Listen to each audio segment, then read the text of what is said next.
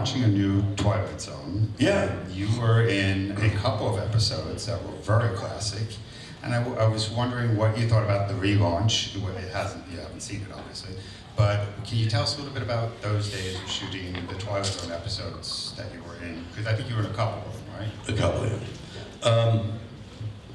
I don't remember. You can sit down. I can take this question. I'm sitting down. Well, don't have to go far.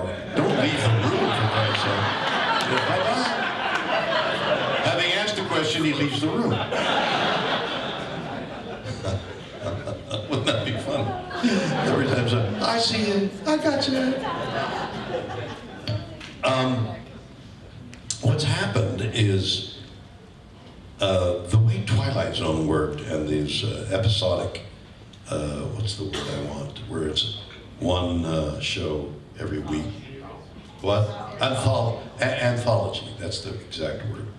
So we used to have a lot of anthologies, and Twilight Zone being one of them. Every week, a new story. So the theme would be strange, like not necessarily science fiction, but something strange happens. In fact, it had to happen. Something strange, some twist had to happen. What's his name? Rod Sterling had 4 writers. He called them his Green Thumb. George Clayton Johnson was one. Richard Matheson was 2. And there were 2 others. The guy I did a movie with, who wrote The Intruder. The Intruder. No, not Ellison. Jeez. William Nolan was the 3rd. The guy I'm thinking of is the 4th. He wrote The Intruder. Look up who wrote The Intruder.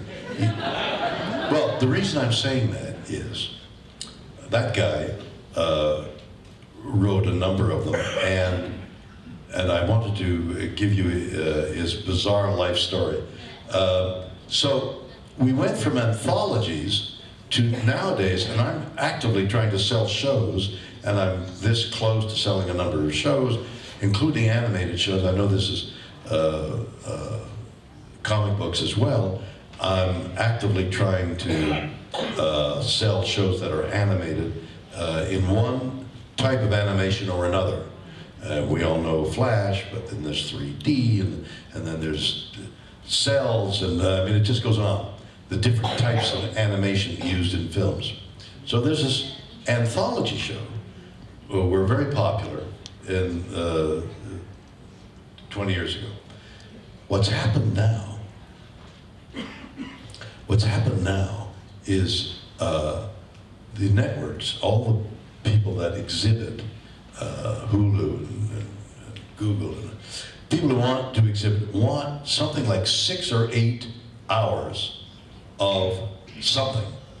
Like the show I got really caught up in was the Life and Death of Gianni, the designer. Versace. Gianni Versace. I got caught up in that. So that's a perfect example of what the people in Hollywood are being asked to do by the people who exhibit the work based on what you all want to see. So the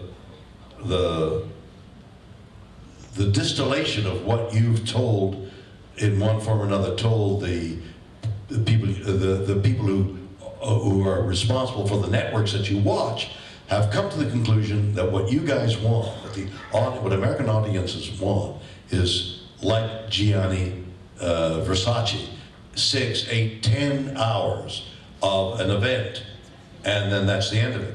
So we who make these shows now understand that whereas Star Trek would get an order for 24 hours of material, so we'd be at work all year long making 24 one-hour shows.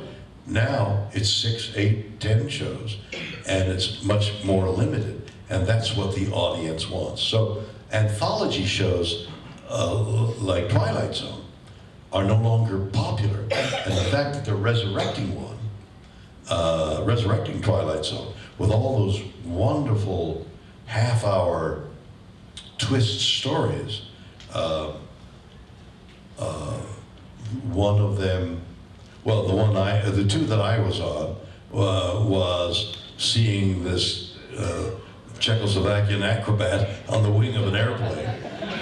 And the other was the machine that kept giving you the fortune, which was so obscure that it froze him. He couldn't move. Be careful of where you go. You never know what's going to happen. As vague as that, you know, oh, I better not go.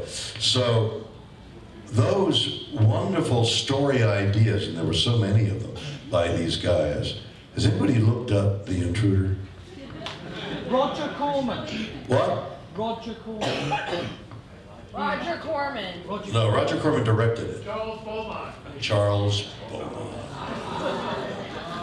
Did you look it up or did you remember? No, I just remembered. That's fantastic. Okay, so Charlie Beaumont wrote The Intruder, and he was one of the Green Thumb who wrote many of that show.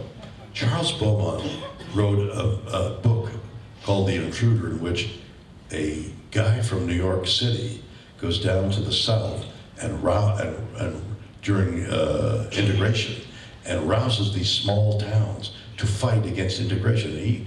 He was like the worst of the Nazi, but he was no Nazi. He was like very peculiar, strange mental illness that guy from the North goes down to the South to rail against integration. And he and I, as a result of the movie, became friends. What happened to Charlie Beaumont was we came back from the movie, and in defiance of what I had said earlier, we bonded, and we would meet every week, twice a week, have lunch. And he gradually, he'd have a cocktail to drink, and then he'd get drunk on one cocktail. Wow, it's kind of weird. And then as a year went by, he got further and further along, more and more inebriated on one drink, and he began to look like he was getting old. Within a year, he had become an old man, and we didn't realize it. His family, I, Charlie, didn't realize that's a disease. You die of old age in a very short period of time, and that's what happened. Charlie Beaumont lived a Twilight Zone.